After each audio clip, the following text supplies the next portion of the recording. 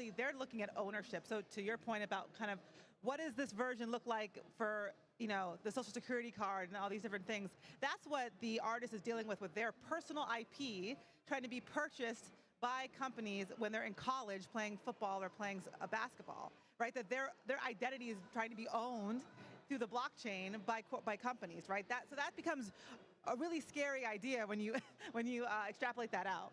So they're looking at, how do I own myself, literally, Their likeness. digitally, and then secondarily, what is that relationship going to be between me and all these people? Because Web 2 fan engagement was social screen, I do my Instagram, I go about my business. Web 3 is I'm accountable. And I have to continue to drive value for my NFTs and my community to get value from me. What does that look like? And that is a tremendous amount of time and commitment. So the concern, I think, for a lot of people in this space, so they're not just pumping and dumping and leaving their fans like whatever, is what is the actual true requirement? Again, because the nuanced difference of Web 2 is that you love the artist because you love the artist, right, in general.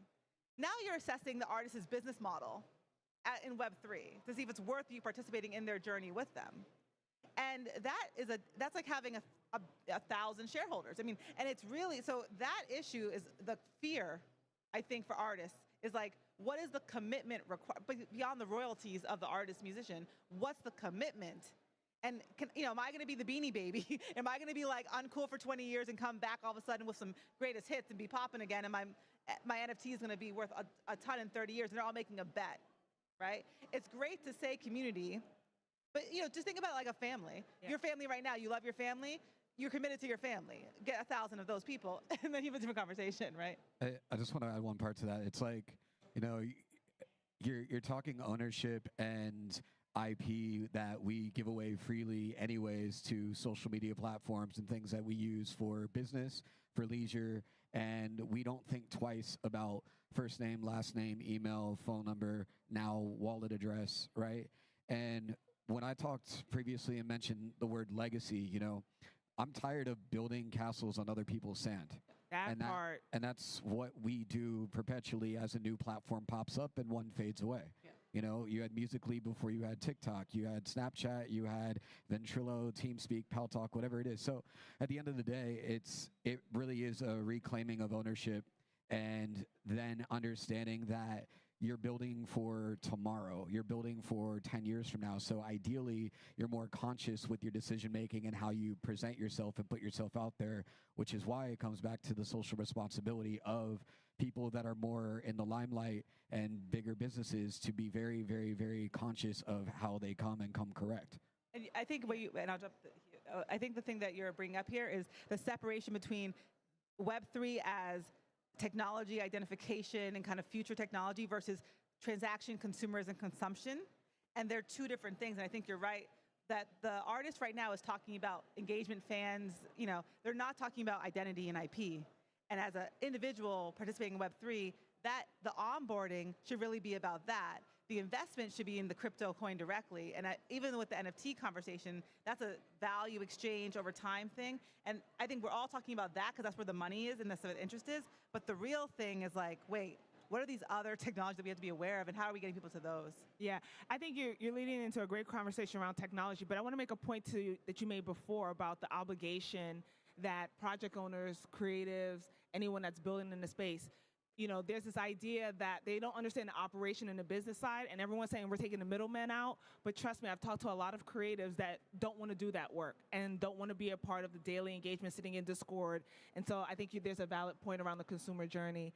I know you want to add something, Rob, but I'd love for you to also unpack thinking about technology, and I think that was a great segue. How can we use the NFT technology, blockchain technology, to unlock value for diverse communities, women, and I know we've had conversations around DAOs and things of that nature, but I'd love for you to unpack that and add some color.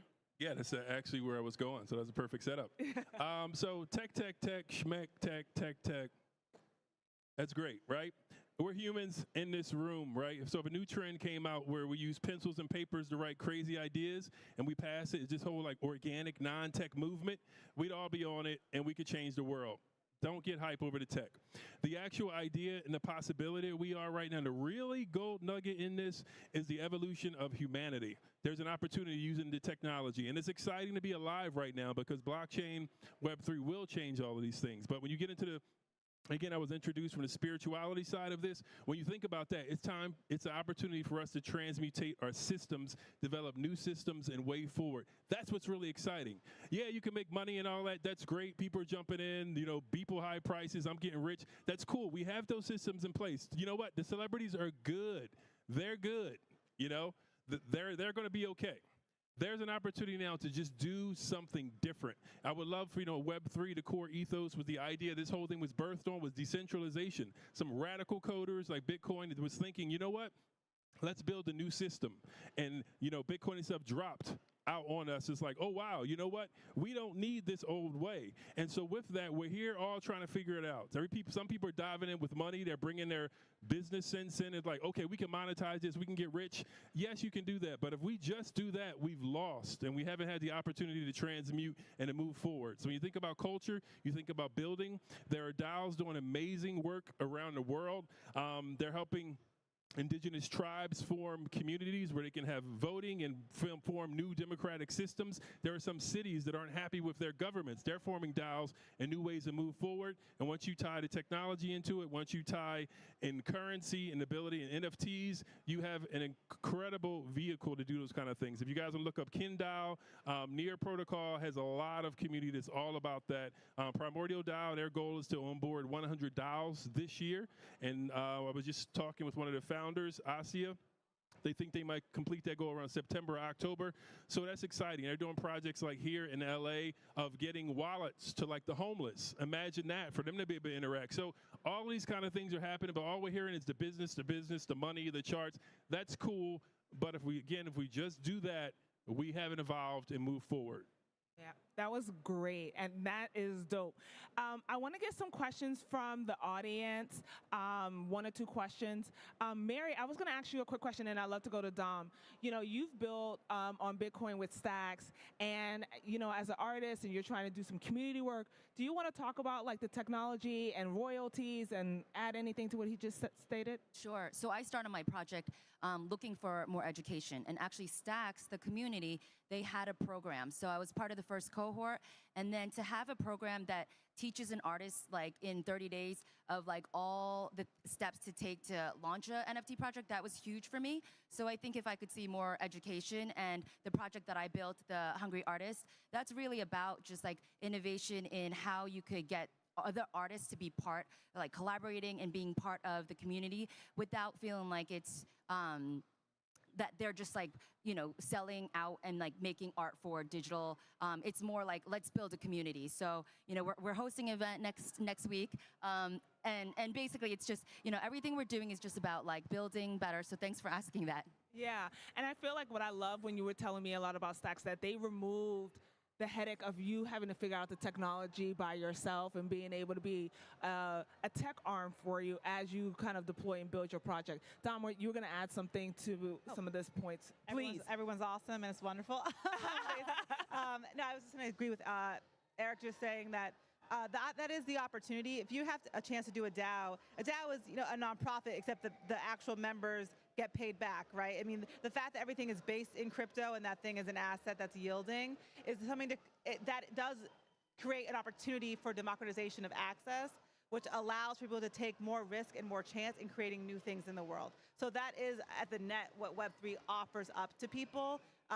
Is that optimism that they can participate and they create their own realities. And what I would charge folks with is to spend a lot of time to understand the breadth of the opportunity space, almost being pushed as a thing to sell and do, because there's a lot in the space, and find your place in it. And again, you don't have to be the technologist to do that. But I think there's way more in this, if you think of it long tail, to find places for you to show up, because the world's like decided it's going to have to be. So we're now already in the thing that we have to create. And so we have the choice to participate or not, and to make it in our likeness or another likeness or whatnot. And I think the NFT is a small part of that conversation. Crypto is a small part of that conversation. But if you dig into it, there's so much opportunity to create the realities that you're trying to create for yourself. I think that's just, worthwhile to say, I think. Yeah, and I want to, Ra, I'll let you continue. For me, I don't also just think about the technology. I think about the value that it's going to bring to the people, right? I think about the royalties. I think about big businesses and corporations using it, especially as we think about going to a recession, a consumer engagement tool to retain your customers, to give value. And I just really see that there's so much power. And if these businesses and corporations and big brands can think about what are the pain points that my customers are experiencing and how can I leverage this technology to really add value to their lives and remove some of those pain points, I think it would be amazing. What were you going to add? To your point, I think with Web3, what's happening is there's an evolution. Our systems are literally changing, and we're at the beginning of this. And so we're moving into a whole new state. We're moving into a period of communities of commerce. Businesses don't know that. They don't know that, and they can't handle that because we're moving into when you get into NFTs, and when you think about you have a project, first thing you have to do, you have to build your community. You have to onboard the community. And like you said, you have your group, and in your group, you start to connect on Discord, you start to build relationships. The buying and the trading happens in your community. So with Web3, you're going to have these new powerful communities of commerce, which is a completely different way of how we interact and how we exchange money, how we exchange goods and services, and how we relate to each other. And that's the big shift. In business, old business as it was, isn't built this way. So they're going to crumble and fall as these new things evolve. And that's what's coming with Web3. I love it. Yes, Eric. Any questions from the audience? But go, Eric, and then I'd love to hear you. I just wanted to triple down on that. So, businesses don't know how to build communities. They never had to have a call and response. The closest that you have to it is kind of a Yelp, and they have people in placements to do reputation repair and suppression of bad reviews and bad negative news and more. So now they have to be held accountable if they say something and they don't do it. They have to understand what the consumer needs and wants are, as opposed to just push out products. And, Tom York and Radiohead filed an LLC for every single project that they did. And that was a perfect example of, early use cases of real thoughtfulness with your IP and your rights and how to protect yourself. What this is doing for accountability's sake with these digital receipts and ledgers is exactly that. And it's extremely important to think about it in that sense that you are building with longevity in mind. And I will also reiterate, don't buy stupid shit. Not everything needs to be an NFT. Not everything needs to be a DAO. Not every project has to have a metaverse. And don't buy things that don't exist yet. Normally in business and in life, we want to reverse engineer things that we want to build ourselves. And so a lot of these guys and girls are asking for money for digital parcels and land that doesn't exist, that has no population and is completely deserted. And you're not going to do anything with it except for lose money.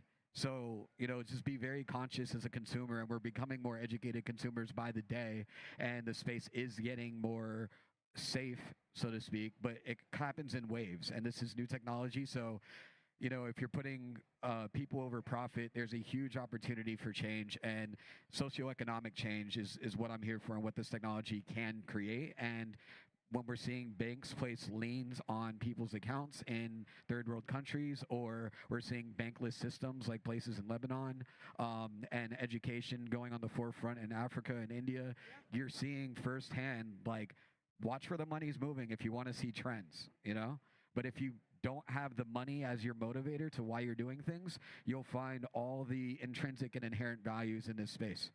Love it. Love it. Please, guys, I want you, if you're taking pictures, please tag them. If they said something that you really like, the gem, share it. Let's amplify these voices. What's your question, sir? Thank you, Ty. Great panel. Thanks for the discussion.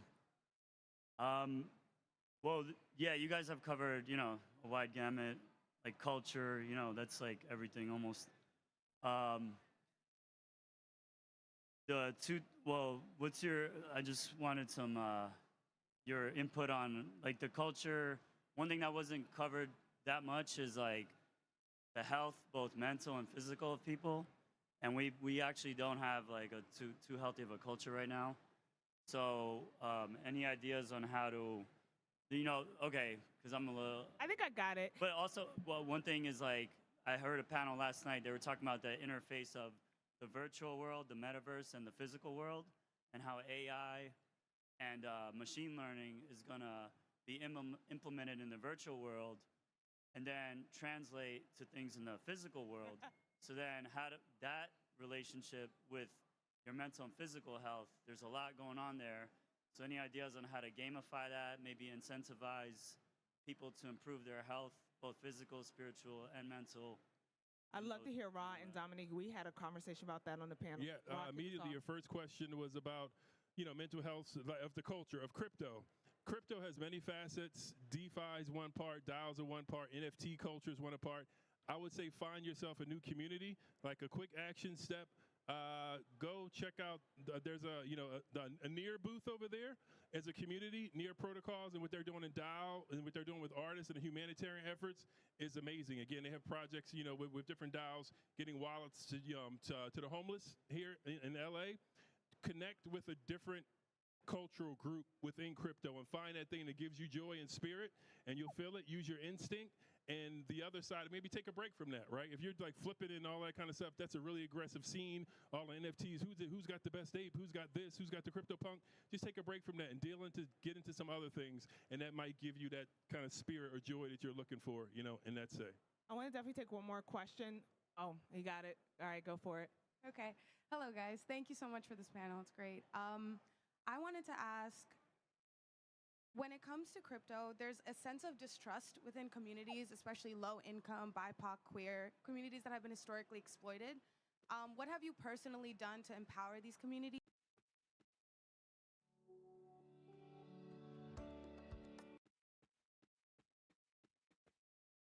4% of the entire world right now. 4%.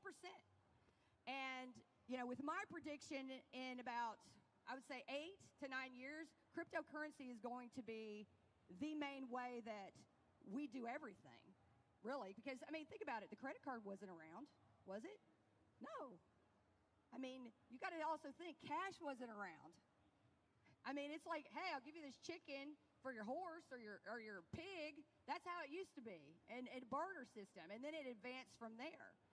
So, people usually look at the stock market and say, the only way you're going to make any serious money there is if you invest a lot of money. But in Web3, we're seeing people from all walks of life that are changing lives for the better. I've got an NFT project that I'm working on with, just my amazing team of devs and artists. And, I am taking that and going to be using that towards producing my own movies. And the great thing is like anybody that's a part of, my NFT project, they have the chance to go to the red carpets. They have the chance to be in the film. They have all these amazing opportunities that, I didn't have. I would have loved that when I was growing up. So we're giving everybody this opportunity from all walks of life. There's kids now making millions of dollars, painting pictures for their NFTs. So it's an amazing time that we're in. Right now, this is in history books. We are pioneering what we are doing. It's amazing. So everybody today, when you leave here, you need to hold your head high and say, yeah, I am pioneering this. This is amazing. I'm like on the ground floor. Let me ask you all, if you were right now on the bottom of Amazon and Google, do you think you'd be doing pretty good? Do you think you'd be doing pretty good? Would you be making a lot of money if you were on the very bottom of when Amazon and Google started? Okay, yeah. So you've got to sit here and think about that. Is your company or brand marking a difference in the community, the country, or the world? This is the next thing. We're seeing blockchain technology offer this in new ways. A part of with my NFT line, I want to help charities, protect.org, Valley View Vaulters. They're amazing charities that, get kids that are being sexually abused out of really bad situations, as well as law enforcement or retired, people in the Army or in the Navy, or if they've gotten injured, we basically go in and get those children out of these horrible situations. And the great thing is we're also giving the opportunity, to these veterans, which is amazing. So if you tie a charity to that, that's amazing. You need to give back. So this is what I was talking about, is use those utilities for doing really good in the world. The second one, does your cryptos, NFTs, or metaverse offer utilities? So we've all seen a vast array of utilities being offered by companies in Web3, but are the utilities that you're offering of value to the community, such as Twitter Spaces? Are you connecting and communicating? I don't know, how many people are on Twitter right now? By a show of hands. Okay. So you guys aren't on Twitter?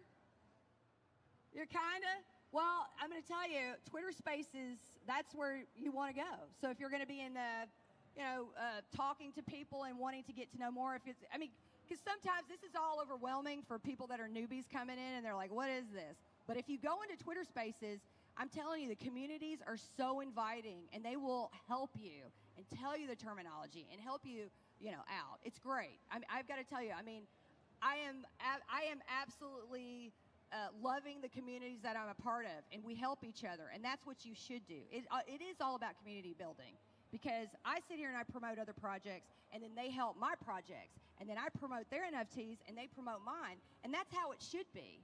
If you let's say you all in here are producers and directors, and you make a movie. Don't you want to sit here and have other people come to your movies and see your movies, or do you just going to go, okay, I'm not going to your movie, but you have to come to my movie? That's not how it works. So, you want to be positive. You want to get on the Twitter Spaces. You want to start, collaborating with people. I have met some of the most amazing people, and a lot of people that are, sitting here and that are walking around and are CEOs of these companies, and even newbies coming up. They are like my best friends now, and I met them in Twitter Spaces. I'm telling you, it's an amazing opportunity, and you just would be mind blown at the people that you meet. So the one thing you need to do is, for you guys over there, try to do that. Hold some Twitter Spaces. Try to do it regularly. Ask questions. Run polls to get your community involved. Say, hey, what do you think? What do you think of this? Do you like this NFT? Hey, what do you think of our mint? To ask them. You'd be surprised. I had an album that came out, and my community, they basically sat there, and I said, hey, I need help with the album cover. Which album cover do you like? And then I had a fan actually make my album cover. So, I gave him a gift, a bonus, and I said, hey, he got a plaque, and I was like, thank you, and he got, his name on the album cover. And I was very appreciative, but it was like, that was a question that I asked. And it's like 1,000 heads are better than one. Just remember that. So if you hold the Twitter Spaces regularly, you'll meet people. They will also teach you, and they'll help you along the way. And if they don't, well, then they're jerks, so get out of it. You don't need them anyway. Also, hold IRL events to engage in person as possible. Okay? So hold those in real life events to engage and say, hey, like I am today, I welcome everybody to come up if you got a question or need help. Hey, I'd love to help you succeed. I would love that. And also, I want to say, we have got to get a shout out for the amazing team of the NFT Expoverse. Can we just give a round of applause? Thank you guys in the back, for the camera, for the sound guys. Thank you. You guys are amazing. And as always, comment back to your fans, your investors and holders. Show them that you care and that they are important. Because remember, without them, you are nothing. I always talk to my fans. I love them. I know their birthdays, where they live. Well, some of them where they live, but with their dogs' names. And that's the way to be. It's like it's a community. You feel like a family. So next is cross-promotion. So make sure that you collaborate with other projects in your blockchain and find ways to bridge out to other blockchains to find new partnerships. Because there are so many amazing companies out there, so many that I'm constantly setting up introductions between them and the growth of Web3. People call me the connector. It's like a weird mafia name. I'm the connector. But, that's the thing. You want to connect people together. We want to flourish in this business. In fact, there are multiple businesses today that I introduced to each other before even getting to this event. So, you know, you bring a few communities together and you've created a legion. Bring a lot of communities together and you created an army. And this army will help you spread the word and help you to onboard new people. So it's that easy. And lastly, okay, onboarding new people into Web3. When onboarding new people, always remember what and where you started and never lose track of that. Yes, you're going to evolve and grow, but you always have to remember your roots, because just like a tree, if the roots die, the plant dies with it. So your community is like buds, flowers, or fruit that drops seeds into the ground. So, you know, you need to make sure that you nourish them. You need to make sure that you do that. So as my way to nourish my community, please come visit me at the Income Island booth at number 637. I'm over here. And I'm going to be hosting giveaways every hour upon hour. So I hope to see you all there. And, you know, we're going to have a lot of fun. And lastly, always remember this. Grapes must be crushed to make wine. Diamonds are formed under pressure. Olives are pressed to release oil. And seeds grow in darkness. Whenever you feel crushed under pressure or pressed into darkness, you are in a powerful place of transformation. You know what? You trust in the process, because you all are amazing and we're all winners. All right, thank you, everybody. God bless you. All right, have fun. All right, guys. Make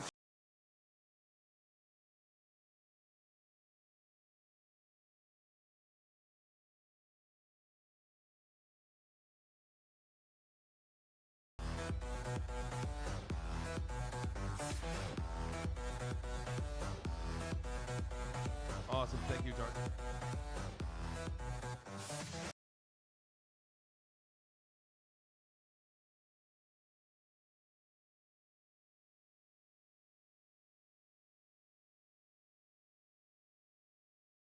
Alrighty, that was quite interesting, right? Well, I guess what we'll do is come back in a few minutes. I think about another 15 minutes is actually going to be a DeLorean broadcast in regards to what they've got coming up. So we'll be back here in about another 15 minutes. Thanks again for tuning in. Appreciate it. And